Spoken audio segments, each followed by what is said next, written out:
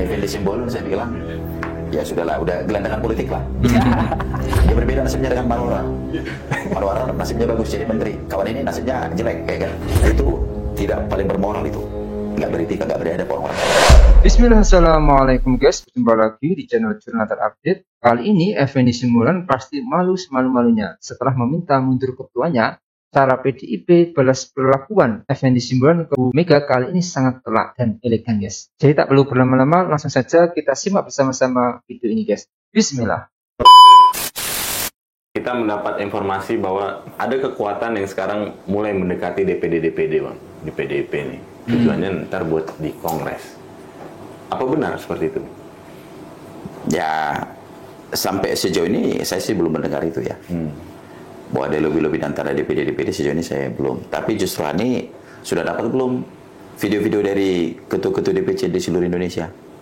Oh, sudah dapat belum? Saya pernah dari ketua provinsi beberapa ketua DPD di provinsi sudah bikin cap darah. Udah lihat belum itu? Udah lihat aku. Nah iya, jadi artinya sampai hari ini solid kita berperjuangan kan. Jadi nggak ngaruh tuh Bang ya? Simbolon minta Bu Mega turun. Aduh. Kalau Simbolon, Effendi Simbolon saya bilang, ya sudahlah, udah gelandangan politik lah. Jadi gelandangan politik, ya kan. Dia berbeda nasibnya dengan Marwara. Marwara nasibnya bagus jadi menteri, kawan ini nasibnya jelek, ya kan. Dan itu tidak paling bermoral itu, nggak beretika, nggak beradab orang-orang seperti itu. Bagaimana mungkin orang ini dikenal orang juga karena PD Perjuangan. 4 kali suratnya diberikan ketua umum untuk dia menjadi anggota DPR. Mampu lagi mulutnya bilang mundur ketua umum, udah dipecat lagi. Nah, makanya saya bilang gelandangan politik.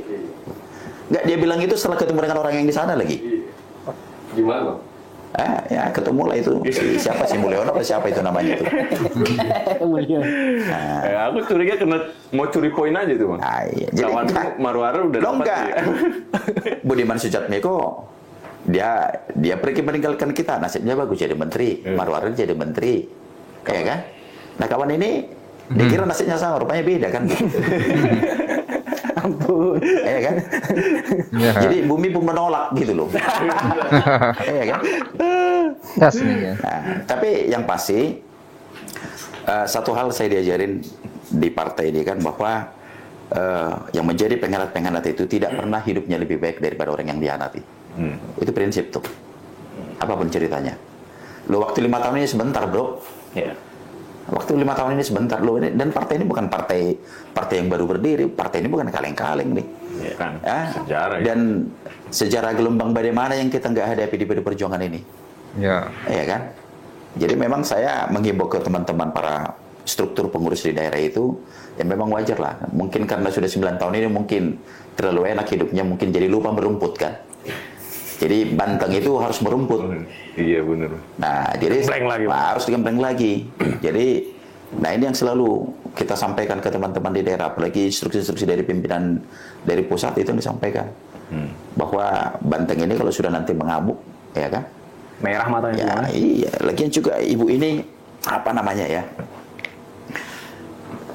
Kalau sampai misalnya diperintahkan ya harus melakukan sesuatu, ini bukan saja ribuan orang.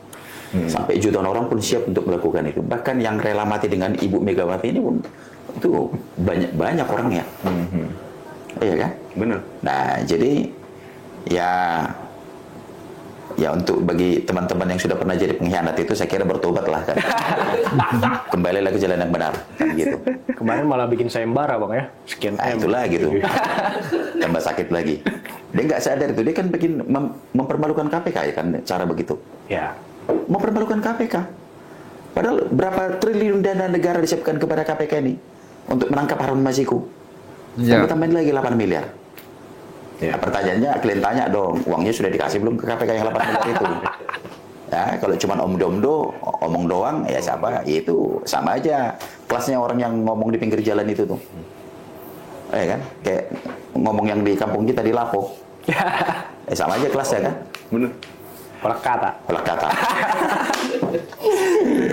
Bang, balik lagi Bang. Bu Mega kan speech itu ada pihak yang ingin mengaut-ngaut partai, tapi kita arahnya itu kayaknya ke Pak Jokowi. Apa benar, Bang? Yang mengaut-ngaut partai itu kekuatan Pak Jokowi? Ya kembali ke yang tadi itu, bro. Tadi yang saya bilang itu kan, udah memang sudah didesain sedemikian rupa kan. Jadi kita hanya bisa merasakan aja nih. Ya kan, hanya bisa merasakan, tapi kan kita bisa tahu siapa pemainnya kan gitu. Dan pertanyaan saya selanjutnya, Bang, sekarang presidennya adalah Pak Prabowo. Ya, Apa benar Pak Prabowo merestui Pak Jokowi mengganggu PDIP ini? ya kalau merusak suksesi untuk pemimpinan. dengan hemat saya sih harusnya Pak Prabowo saya lihat nggak menginginkan ini terjadi kan. Ya nggak usah itu ngomong lah, di Kimples itu cobalah dilihat di semua partai yang mohon maaf aja nggak jelas aja pun dikumpulin kok di situ semua. Hanya satu prinsipnya Pak Prabowo, jangan ribut-ribut. Ya semuanya tenang, semuanya diam. Kita bangun negara ini, kita bangun pemerintahan ini. Jangankan partai yang baru-baru lahir, kita yang partai udah 52 tahun ini begitu dirangkul juga supaya masuk dalam pemerintahan ini kan. Tapi kan sikap kita bukan karena kita berdiri lantas kita jadi musuh politik pemerintahan, enggak dong. Yang bagus ya kita backup. Itu yang sering saya dengar dari sekjen tuh, dari ketua umum. Yang bagus rencana-rencana program kerja untuk pemerintahan ini PDI Perjuangan pasti dukung. Bahkan bagaimana pada waktu pelantikan itu, bagaimana Ibu Ketua Umum memberikan surat tugas resmi loh untuk hadir mengikuti pelantikan presiden. Iya. Itu jelas itu Ke seluruh anggota fraksi. Nah, jadi kalau saya ditanya, ini kan berarti kan saya berkaca dengan perasaan saya dong kan. Ya sebagai Pak Presiden ini orang-orang yang betul bermartabat, saya kira dia pun nggak setuju ada terjadi hal ini. Bang, ucapan dari Ketua Umum Bu Mega tentu ada dasarnya, meng-out-out. Ada dugaan ingin meng-out-out PDI Perjuangan. Sudah dimitigasi, Bang, sejauh ini? Ya sudah, kalau itu kan terkonfirmasi kalau yang itu kan. Jadi ya meng-out-out ini dalam persiapan kita kongres itu udah kita cukup rasakan juga kan. Nah apalagi ya, sebelum berakhir pemerintahan yang lama itu, ya kan, bagaimana coba partai ini mau diambil alih, disuruh beberapa orang utusan, ya kan. Nah jadi ya kan orang namanya coba mau di-out-out ya kan, kita yang punya partai ini kan kita bisa rasakan. Kan gitu. Nih. Ini konsolidasi terus, Bang, ya? Oh, kalau kita konsolidasi dong. Ini sekarang udah makin kuat DPC. Lagi tahun-tahun krusial nih. Nah, sudah tahun krusial, kita sampai rencana kita kongres bulan 4 kan. Kalau kata Bung Karno, vivere pericoloso. Wah, Tahun-tahun menyerempet bahaya, Bang. ya tahun-tahun menyerempet bahaya. Bahaya tuh diserempet-serempet terus. Iya, terus kita justru kita yang diserempet-serempet, bro.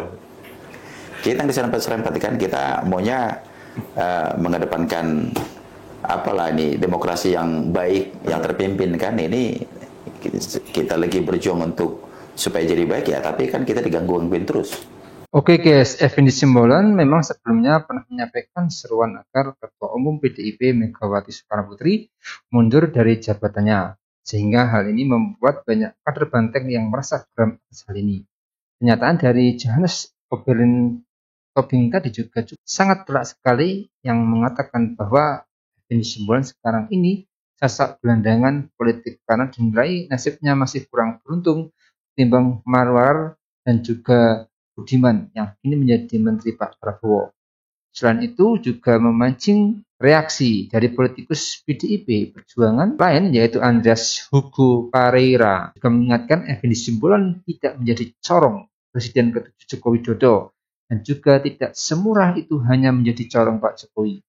Andreas pun mempertanyakan kapasitas Effendi sebagai apa kok mengkritisi PDIP padahal dirinya sudah bukan siapa-siapa dan juga sudah dipecat dari partai PDIP, guys. Tentu dari kader ini sangat telak sekali serangan balik untuk Effendi Simbolon yang meminta Bu Mega untuk mundur. Jadi mungkin itu yang bisa saya jelaskan untuk video kali ini. Bagaimana menurut kalian soal video ini? Tulis komentar di bawah ini ya guys. Saya pamit dulu. Wassalamualaikum warahmatullahi wabarakatuh.